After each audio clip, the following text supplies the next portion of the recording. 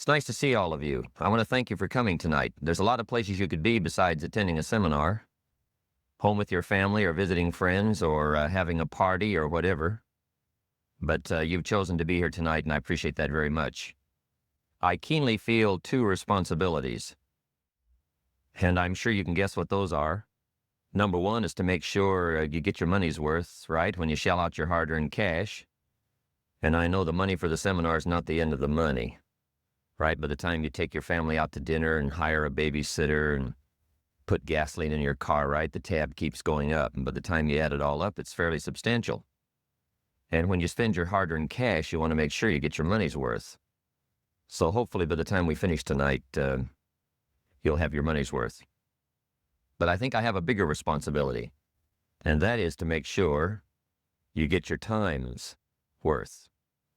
And I say that because time is more valuable than money. You can get more money, right, but you can't get more time. When you spend a day, you've got one less day to spend. So if somebody has the audacity to ask you to spend one of your evenings, they darn well better have something important. Right? An evening is a chunk of your life. I wouldn't waste one of my evenings for anybody. Not anymore, once I discovered how valuable they were. So hopefully by the time we finish tonight, you'll have your time's worth, as well as your money's worth. Okay. We're going to take a break about halfway. Not just for the smokers, but for everybody. We can't sit here right 3 hours straight. That would be asking a little bit too much. Somebody once said, the mind can only absorb what the seat can endure. And I think that's true. So we're not going to make you endure too long before we take a break along about midway. We'll stretch a little bit and then we'll come back and we'll finish up. Does everybody have note paper? Some note paper. If you don't have some, borrow from your neighbor.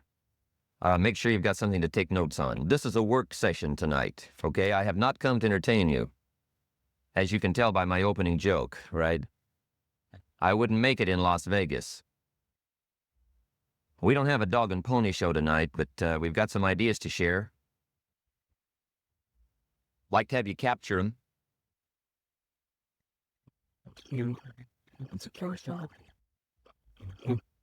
Also, if there's several members of one family, my suggestion is all of you take notes. One will capture what the other one might miss, and that way you'll come up with a more complete set. I think you'll be happier about that. Okay, hopefully everybody can find a seat tonight. It's kind of jammed in here. Do we have any teenagers? Teenagers, 19 years or younger, would you stand up? No cheating on this now. 19 years or younger, stand up wherever you are. All over the audience. Let's give them a hand. Hey, nice to see you. Thank you very much. I'm always flattered when the kids come. I've got a good story for you. Two little boys in school. One was very bright. The other one wasn't very bright. The teacher gave a test one day, 10 questions. And she's looking at the papers. To her surprise, the little boy who isn't very bright has answered 9 of the 10 questions. Perfect. And the teacher thought, well, that can't be right. He's not that smart. So she looked at the other paper. The little boy who was very bright, he had answered 9 of the 10 questions perfect. The teacher thought, well, something's wrong. And sure enough, the answers to the 10th question was the problem. The little boy who was very bright, when he got to the 10th question, he didn't know the answer, and he was running out of time, so he just wrote down, I don't know the answer to this one. Turned his paper in. Teacher looked at the other paper, little boy who wasn't too bright, and he had answered the 10th question, I don't know either. It turned it in.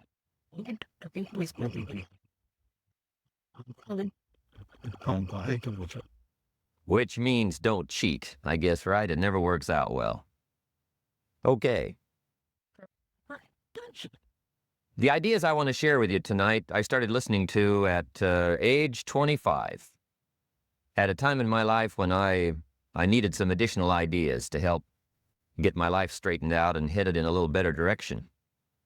I got off to a pretty good start up in Idaho farm country, where I was raised, southwestern corner of Idaho, little community of 4,000 or 5,000 people. In fact, my parents still live in the same little community where I was raised. I was just up to visit them last week, and they're doing extremely well. My father's 79, my mother's 73. And they're still very busy, very healthy, got all kinds of projects going. Unbelievable. Land development, they're making money. I can't believe them. They've been a great example for me. They bought some property not long ago, signed up for a 30-year loan. I got to be impressed. I was up to visit them last year. We had a big party one evening, lasted till about 2 o'clock in the morning, celebrating. And it was time to celebrate. My parents had bought gold at 125, and they were cashing in a big share of it at 680. And if you get to buy at 125, cash in at 680, you got to celebrate. So celebrate we did. But anyway, that's where I got started. I went to high school and graduated. I went to college for a year and a half, and I quit. Decided I was smart enough and got me a job and went to work to see if I could make all of my ambitions come true. A couple of years later, I met a very beautiful young lady, and I put probably my finest sales presentation on her. I promised her wealth and fame and fortune and world travel and all those good things. I said it will probably be the finest decision of your life to marry me. And she bought that story, fortunately for me. And we got married, and I'm continuing to work hard to see if I can't make all these dreams and promises come true. Well, 2 or 3 years after I'd gotten married, it didn't look like my new bride had made such a wise decision. I'm now starting to struggle. I'm not destitute, but it isn't working quite like I had promised. I'm looking at my paycheck on Friday, $57. And that isn't quite what I'd promised. And already I had fallen into the someday honey routine with my wife. Right? Someday, honey, you won't have to sit on this old furniture. Well, someday, honey, you'll have a car of your own. I had already someday honeyed myself into trouble. Well, now I'm wondering, what should I do? I'm struggling. I'm behind. Money's one of my problems. I got far too much month at the end of the money, if you've ever had that problem. I remember one time losing a $10 bill, and I was physically ill for 2 days. Over $10. And, of course, my friends tried to be cheerful, right? They said, look, maybe some poor person that needed it found it. But I'm willing to admit to you that that really didn't help. At age 25, benevolence had not yet seized me. You know, I'm the poor person that needs to find $10, not lose $10. But that's where I was. I thought, well, maybe I should go back to school. I've got 1 year of college. Doesn't look that good on an application.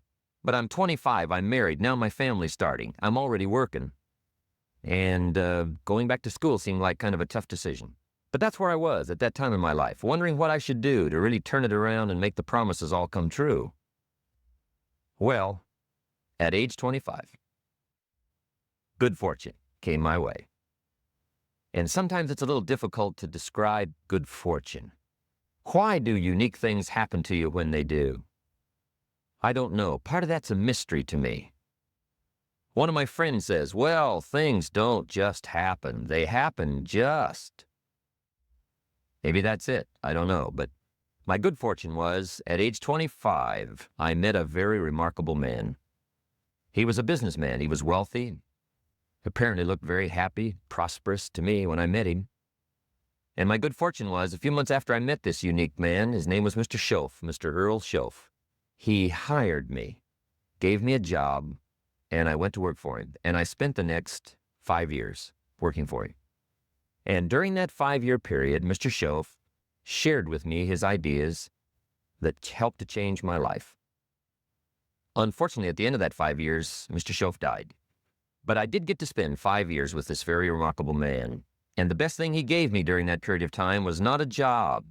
The best thing he gave me was the benefit of his philosophy. How to be wealthy, how to be happy. And his ideas worked for me. Then about 16, 17 years ago, I was living in Beverly Hills. And I was going through all the notes that I'd gathered up during that period. In fact, that's one of the major things Mr. Schoaf taught me. Take good notes. Don't miss anything. Don't make your mind a filing cabinet trying to remember everything. Jot it down. If you hear a good sermon, take notes. If you read a good book, take notes. If you hear something good, jot it down. If you think something good, put it on paper. Then you can go over it. Repetition is the mother of skill. And someday those ideas, if you repeat them often enough, they'll take root and start to grow. And someday they'll show up in your bank account and your personality and your language and your dress and your lifestyle. So he got me hooked on taking notes, and I did during that time, and I've taken them now all these years. And on this particular day, I was going through all those journals, and the idea occurred to me, why don't I share this with other people? I've used it to build some of my other companies, but I'd never shared it with the public. And I thought, well, that'd be an intriguing idea. See if I could put into words my feelings and my ideas that helped me to make major changes. So I thought, well, I might as well try it. So I put the material together that I thought was the most important. And 17 years ago, at the Beverly Hilton Hotel in Beverly Hills, a few blocks from where I lived, I gave my first seminar. And fortunately, tonight, you are not in on my first seminar. I struggled. It really wasn't quite that good. In fact, I'm willing to admit now it was so bad. If I hadn't have been conducting it, I'd have gone home. Right? That's how bad it was. But when you're doing them, it's hard to leave. But anyway, I struggled through it, did the best I could, and decided, well, I'll try it again, see if I get any better. Sure enough, I got a little more comfortable with making the presentation. And then I got invited other places to share my story and my ideas. And little by little, it started to grow. And finally, now it's become my major enterprise. I've arranged my other business affairs so I can spend most of my time now doing what I really like to do, and that's share ideas, talk about things that matter with people who care. And now the seminar's been translated in several languages, so I get to travel to other countries and share my feelings and my ideas with other people around the world. And tonight, I find myself in Anaheim, and I'm pleased to be here. What I would like to do is to share with you what I think made the major difference for me. I don't claim to have all the answers for doing well, but I've got some that worked for me. And what I would like to do is pass it along to you. That's the purpose of the seminar tonight, for you to pay your money and spend some of your time to be here, is to see what you think of my ideas. Just capture them, take them home, and edit them as much as you wish. Throw out what you don't like, try what you do like, and see what happens. But give me your attention for the next little while, and let's go through the ideas that I think the major things that help me to really make the changes in my life. Okay. Let me give you the table of contents first. I'm going to cover 5 subjects. Let me give you those 5, and then we'll come back and take them one at a time and we'll go through them. Okay, the first subject is personal development. Which is the best place to start, right? If you don't start there, nothing much is going to happen. Here's the big challenge of life. You can have more than you've got because you can become more than you are. That's the challenge. And of course, the other side of the coin reads, unless you change how you are, you'll always have what you got. I have found in my experience that income does not far exceed personal development. Now, sometimes income takes a lucky jump. But sure enough, unless you grow out where it is, it'll usually come back where you are. Life has strange ways. If somebody hands you $1 million, best you become a millionaire quickly, so you get to keep the money. Otherwise, sure enough, it'll disappear. Somebody once said, if you took all the money in the world, divided it up equally among everybody, it would soon all be back in the same pockets. Incredible. Success is something you attract, not something you pursue. Success is looking for a good place to stay. So instead of going after it, you work on yourself. Personal development. See, the major question to ask on the job is not what are you getting? The major question to ask on the job is, what are you becoming? See, the big question is not what am I getting paid here? The big question is, what am I becoming here? Because true happiness is not contained in what you get. Happiness is contained in what you become. So that's our major subject for tonight, personal development. Of all the assignments Mr. Schoaf gave me at age 25, this was probably the most difficult. In fact, I'm still working on this one. I think it's an unending challenge to see what you can become. The next subject is called Basic Laws. And it's good to study the basics. And I call these basics primarily because they come from the Bible. Now, I'm not a theologian or a minister, and that'll be apparent. But Mr. Schoaf taught me that the Bible was a good textbook for ideas and stories and success equations, how to live the better life. I found out that was true. He also taught me that the Bible is as practical as it is spiritual, and I found out that's true. If you look at your bank account and your income and you're not happy, there's several places in the Bible to check to see what the heck's wrong, so you can make the changes. And we're going to cover some of those tonight, called basics. Okay, the next subject is my favorite, setting goals. Mr. Schoaf taught me how to set goals. What a favor that was. One morning at breakfast, shortly after I met him, he said, "Jim, let me see your current list of goals, and let's go over them and talk about them." He said, "Maybe that's the best way I can help you get a better direction started." And I said, "I don't have a list." He said, "Well, is it out in the car or home somewhere?" I said, "No, sir. I don't have a list anywhere." He said, "Well, young man, that's where we got to start." He said, "I can tell you right now, if you don't have a list of your goals with you," he said, "I can guess your bank balance within a few $100s. Which he did. And that got my attention.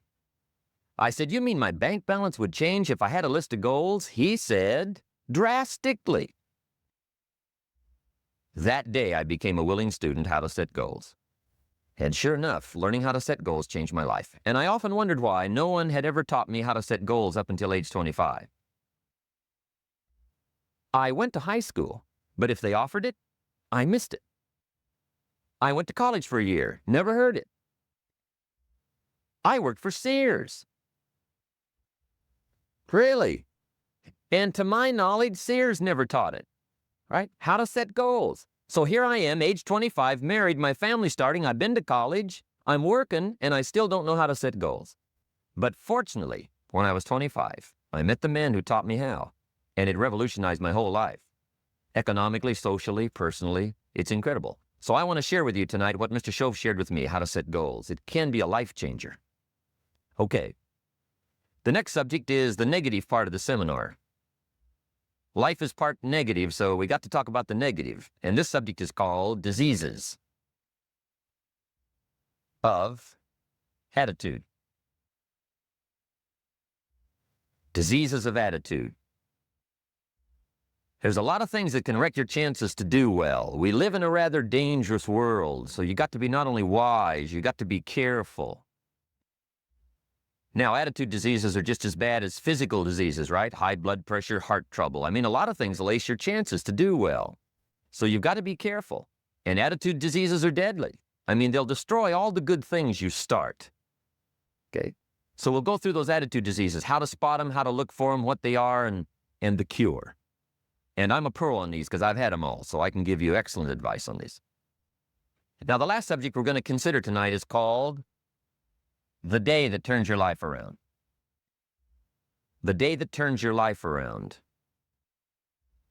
And under this subject, we're going to talk about the emotions that can change your life. Human beings are emotional creatures, and emotions are powerful for life change. Now, of course, emotions are so powerful they can go either way on you. Emotions can either build or destroy. So you really have to employ emotions properly. We call civilization the intelligent management of human emotions.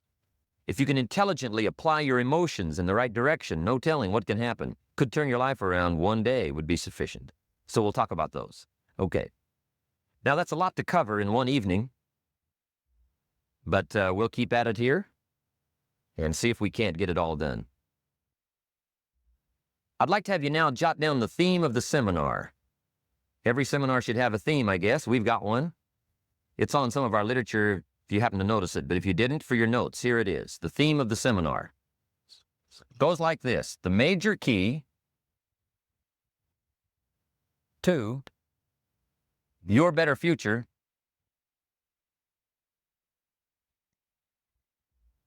is you.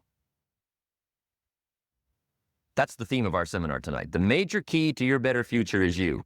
And I'd like to have you underline two words just to give it some added punch. Underline the word major and the word you, so that it reads, the major key to your better future is you. Now, my first suggestion is transfer this to a card or something where you can put it up, where you can see it every day. Preferably put it up where you can see it at the beginning of the day, before you go off to put the day together. This is a good phrase just to glance at, to keep in mind as you're putting the day together. It's called the silent seminar. If you'll just let this talk to you during the day, I found it to be tremendously helpful. The major key to your better future is you. For a big share of my life now, I didn't have this one quite figured out, among a lot of things I didn't have quite figured out. Many things used to puzzle me back in those early days. I used to wonder why two people could work for the same company, one make twice as much money. Now, see, that used to puzzle me. And maybe they were the same age, graduated from the same school, live in the same community, work for the same company, with the same products and the same services. They've got the same traffic, the same problems, and one makes $1,000 a month, the other one makes $2,000 a month. Now that was my puzzling question. Why would this long list be the same and the money twice as much? I asked, what's the difference between $1,000 a month and $2,000 a month? And I don't mean $1,000 a month, right? I could figure that out. But what makes the difference? Why would one person do twice as well, 3 times as well? Speaking economically, now I know there's more than one way to do well. I understand that. But in this little narrow area called compensation, what's the difference? Well, back then, with my faulty thinking, I'm trying to reason it out. I thought, well, maybe time makes some of the difference, right? Some people do better because they have more time. I used to say, Harold ought to be able to do well. He's got a lot of time. If I had all of Harold's time, I could do well. Now, that's got to be dumb, right?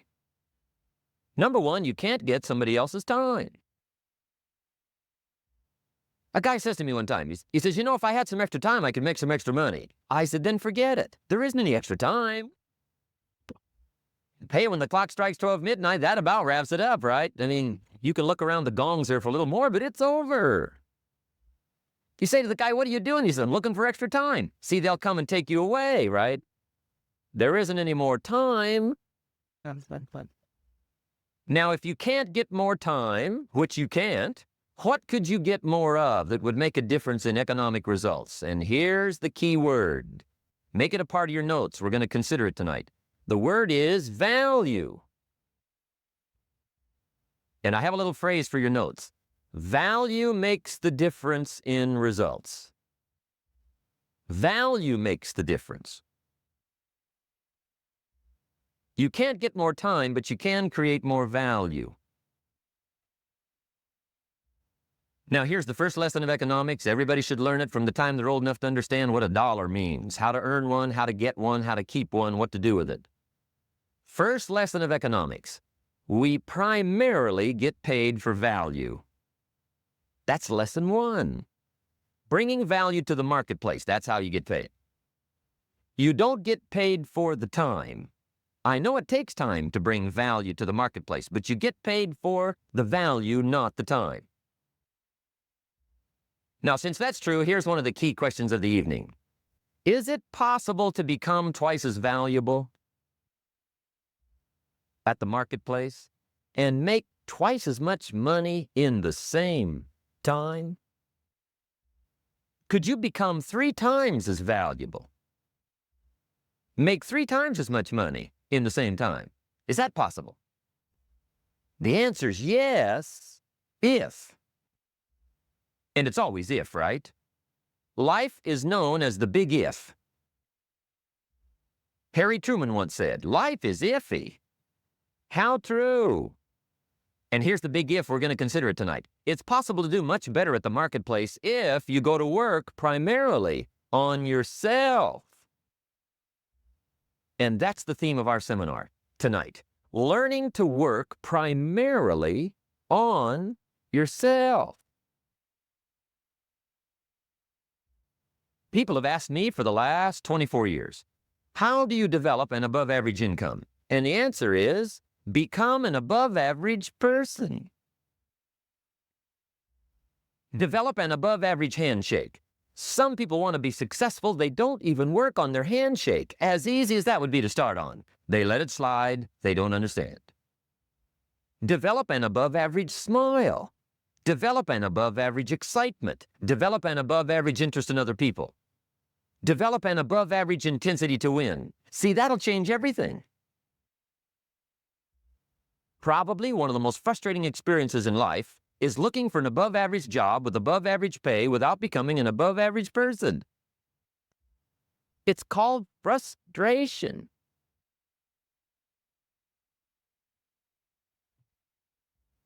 And Mr. Shelf gave me probably the greatest clue he gave me when I first met him. He said, Jim, if you want to be wealthy and happy the rest of your life, just learn this lesson well. He said, learn to work harder on yourself than you do on your job. That was it. The beginning of the philosophy that helped to change my life. Work harder on yourself than you do on your job. When he said that, I suddenly understood why I was broke. I was a hard worker on my job. If anybody would have asked me, age 25, Mr. Rohn, are you a hard worker? I'd have said, yes, I'm a hard worker. Check my record. I work as hard as anybody. And that was true. I was a hard worker. I really was. But see, that was my problem. I was working hard on my job, but I wasn't working hard on myself. And that was my reason for lack of progress. Some people look for more money, but they look for it in the wrong direction. The guy says, I need more money. I'm going to go work on my boss. Well, number one, bosses are notorious. They do not play fast and loose with the company till. I've never seen a boss get excited and triple somebody's wages, right? I mean, they don't behave in such an irrational manner. So see, that's not what you work on. Some people say, well, I'll go on strike for more. Well, big deal. The problem with that game is, once you start it, it's never over. You'll always have to strike. And I'll tell you what you get by demand. Little bitty pieces. Barely enough. And now inflation beats that game, right? The guy demands 10%. Inflation's 12. He's behind 2. Right? I mean, it never ends. So see, that's not the key to success. Maybe survival, but not success. The guy in sales says, I've got it. I'll get me some of those books that teach you the tricky sales. And I'll go leap upon my prospects, dazzle them with my sales footwork, grab their money before they know what's happened. Well, you can play those kind of tricks if you want to. My observation shows the last 24 years, you wind up at the bottom of the economic ladder, not the top. See, it's not what you get by tricks. It's not what you get by demand. It's what you get by performance that counts. So that's one of the key phrases of the evening. It's performance that counts. And I discovered this. Performance comes from inside, not outside. For a share of my life, I'm looking for the answers to do well outside. Found out they were inside.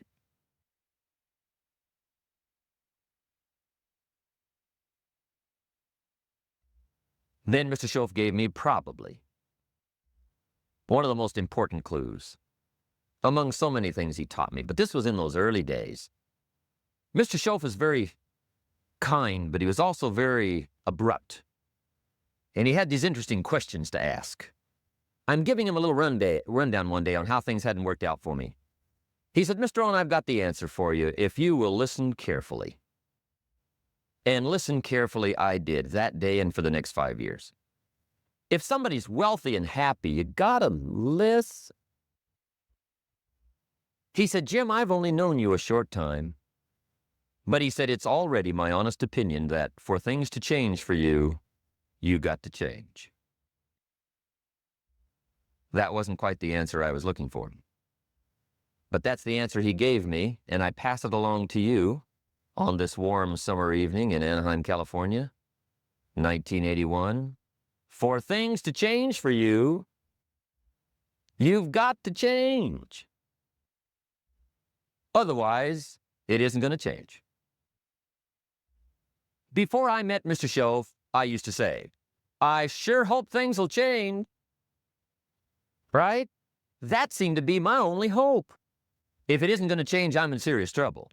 And then I discovered it isn't going to change, so I'm in serious trouble.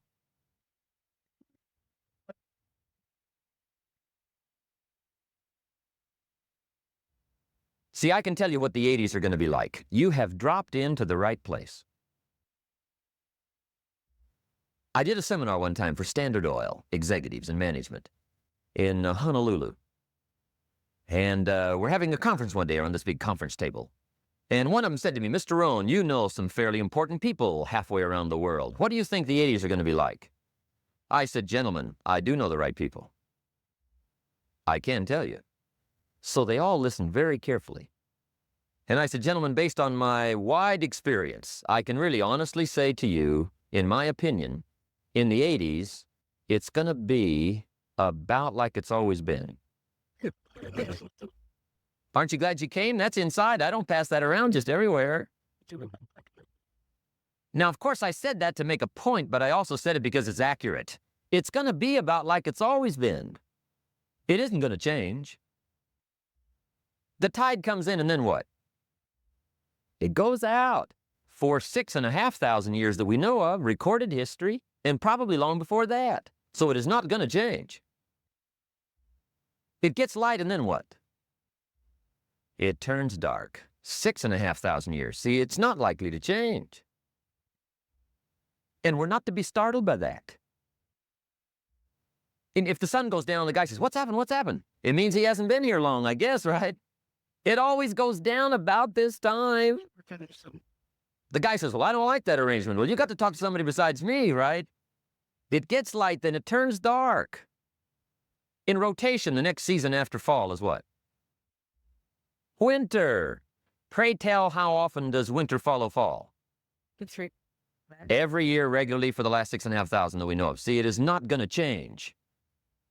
Now, some winters are long, and some are short, and some are hard, and some are easy, but they always come right after falls. It isn't going to change. Sometimes you can figure it out. Sometimes there's no way to figure it out. Sometimes it goes well. Sometimes it gets in a knot. Sometimes it sails along. Sometimes it gets in reverse. See, that's not going to change. The last 6,000 years reads like this: opportunity mixed with difficulty. That's how it reads. It isn't going to change. The man says, well, if it isn't going to change, how will my life ever change? Answer, when you change. And whether I'm talking to high school kids or business executives, my message is always the same. And it goes like this: the only way it gets better for you is when you get better.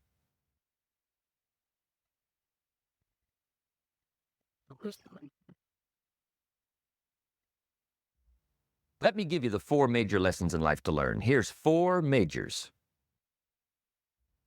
It's good to study the majors. In our weekend seminar, we teach. Some people don't do well because they major in minor things. You've got to be on the lookout. At the end of every week, end of every month, you've got to check, make sure you're not spending major time on minor things. Okay, we go through that whole series. Majors and minors. Now, let me give you 2 phrases before we get to the 4 majors. This will set it up and you'll see where I'm going. 2 key phrases for your notes.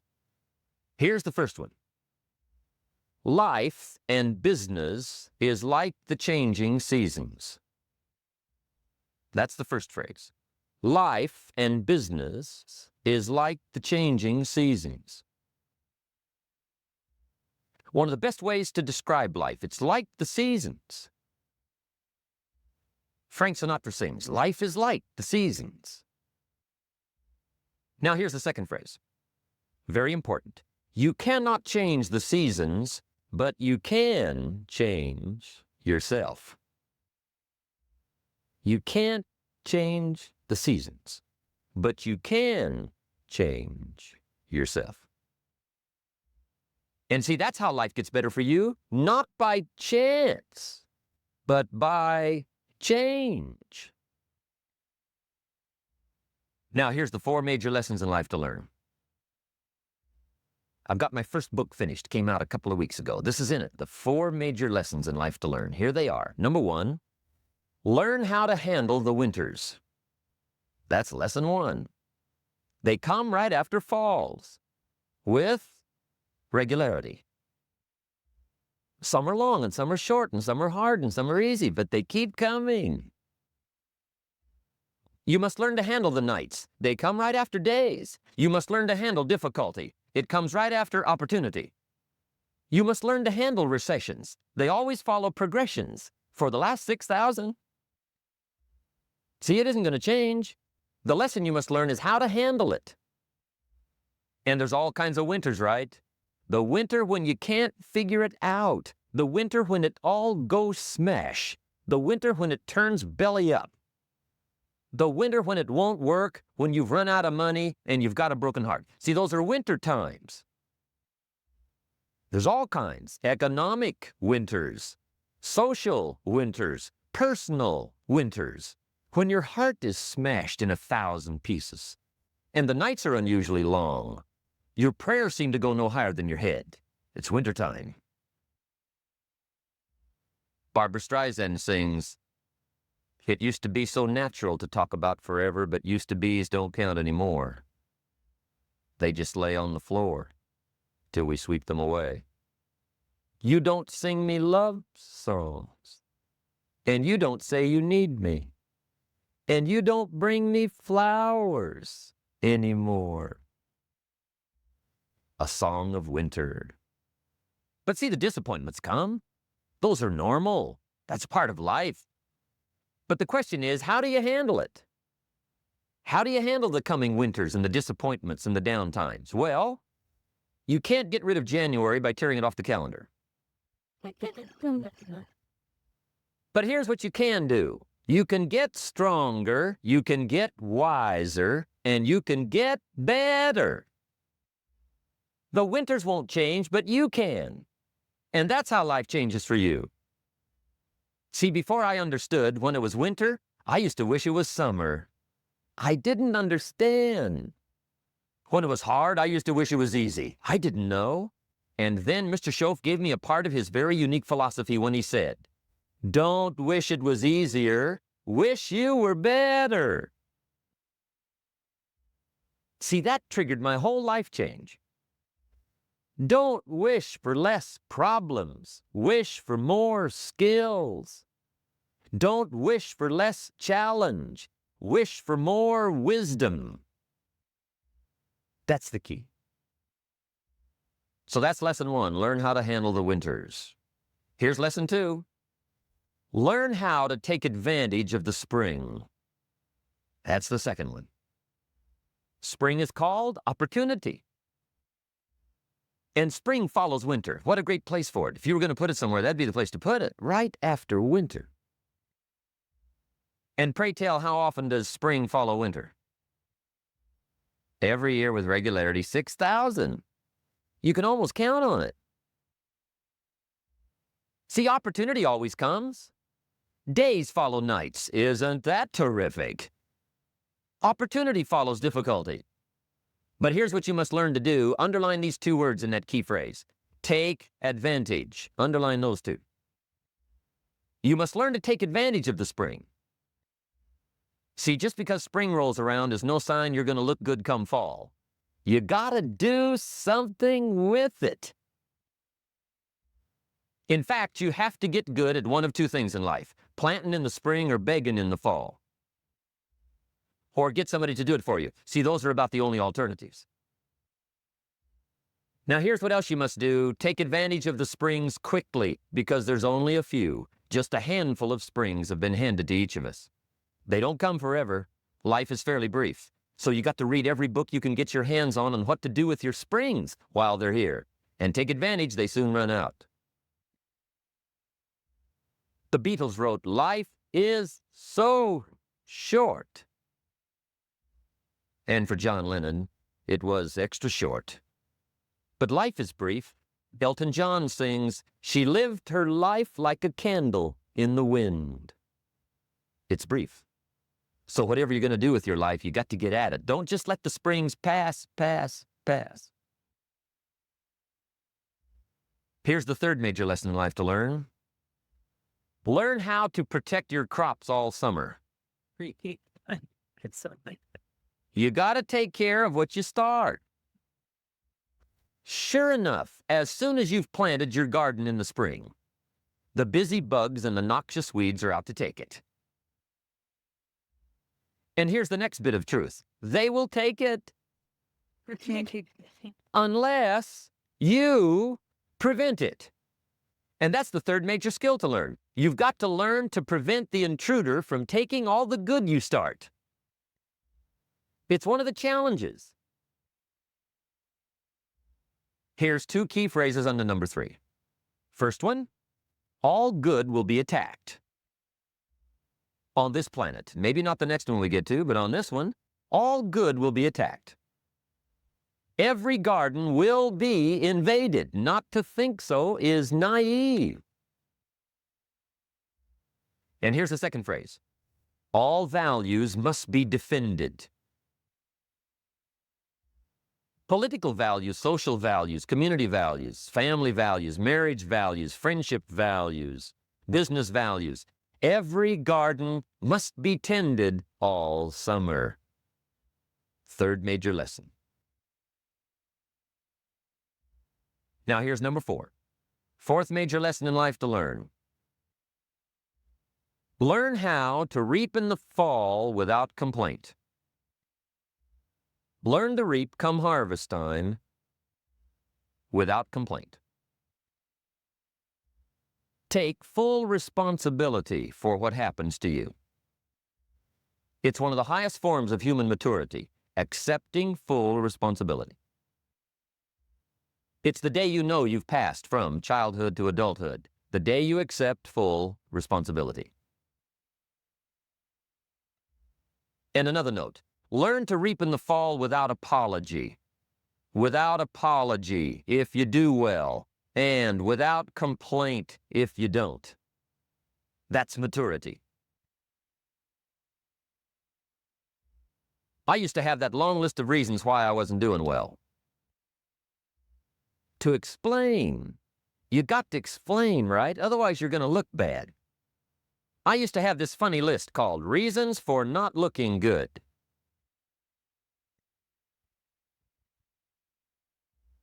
I used to blame the government. I mean, you can believe that or not. It was at the top of my list. I had a lecture second to none. The government. That was on my list. I used to blame taxes. Look what you got left after they take everything. And they expect you to do well. That was on my list there.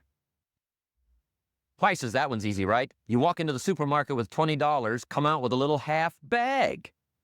So I had that on my list. I used to blame the weather. I blamed the traffic. I used to blame my car. I blamed the manufacturers. I used to blame the company. I blamed company policy.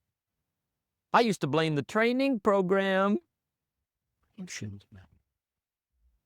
I blame my negative relatives. They were always putting me down. I blame my cynical neighbors. They're just selfish, looking out for themselves. Won't loan you money? They were on my list.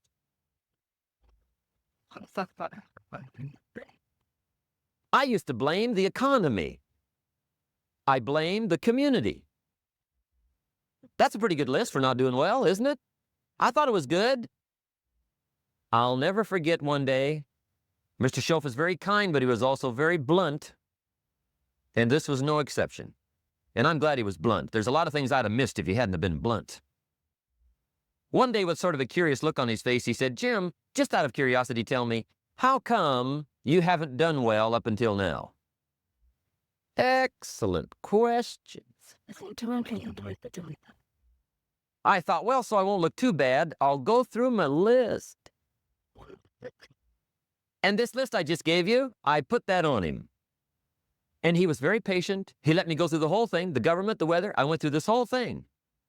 When I finished, he looked my list over very carefully. He said, Mr. Rohn, big problem with your list. You ain't on it.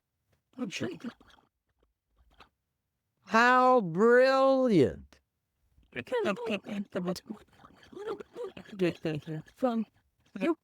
When I went to work for him a few months later, I learned very quickly to tear up my list, reasons for not doing well, and I threw it away. And I got me a fresh piece of paper. And I put one word on it. Me.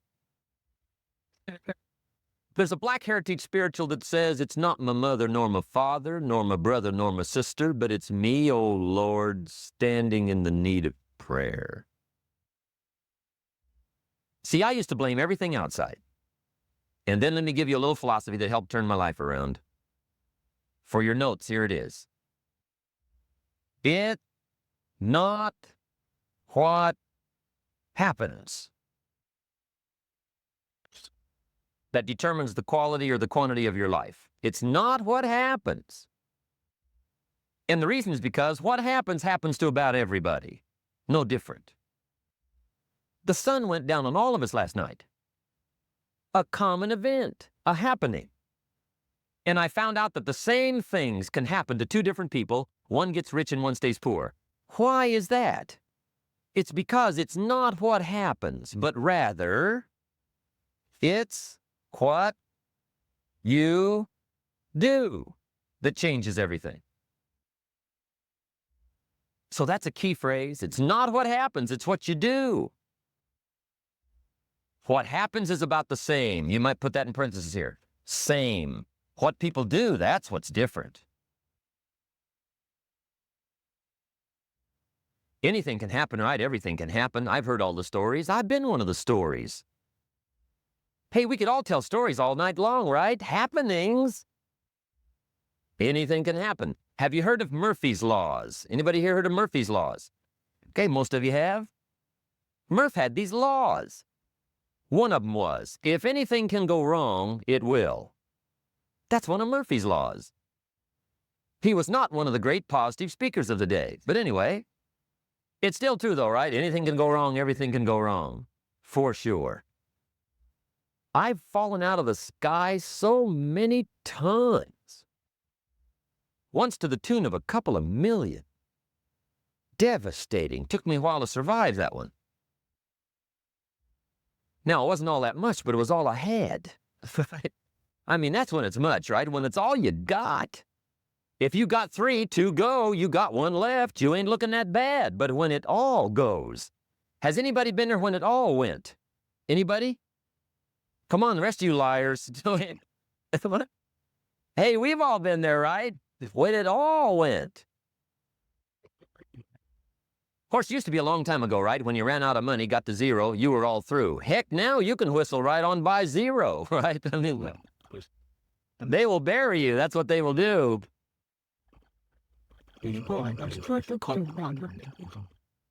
But see, those are the happenings, right? Everything can happen. Anything can happen. But it's not the happenings. It's what you do about it. Somebody says, yeah, but you don't understand the disappointments I've had. Come on. Everybody's had their share. Disappointments are not special gifts reserved for the poor. Everybody has them. The difference is what you do about them. It's not the weather. I used to blame the weather, and I discovered it rains on the rich. So see, that won't help. 2 men wake up one morning, there's a rainstorm on. One of them looks out his window, sees the rainstorm, and he says, wow, what a storm. With weather like this, they can't expect you to go out and make sales. He stays home. Same morning, the other guy looks out his window, sees the same storm, says, wow, what a storm. But he says, you know what, with weather like this, what a great day to go out and make sales. Most everybody will probably be home, especially the salesman.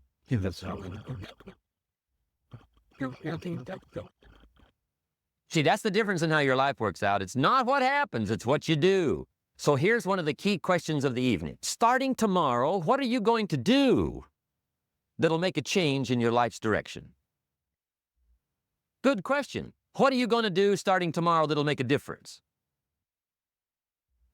Now, see, if you don't do something starting tomorrow that'll make a difference, guess what? It's going to be the same. And see, that way you can guess what the next 5 years are going to be like. Look at the last 5. Because the next 5 are going to be like the last 5 unless you, major key, tomorrow, change it all. Or change a little, or change something, or don't change. It's choice time. You can do whatever you want. But it's nice to know any day you wish you can change your whole life. What can you do starting tomorrow that'll make a difference? Good question. What can you do with economic chaos, massive disappointment? What can you do with a broken heart? What can you do when it won't work? Good question.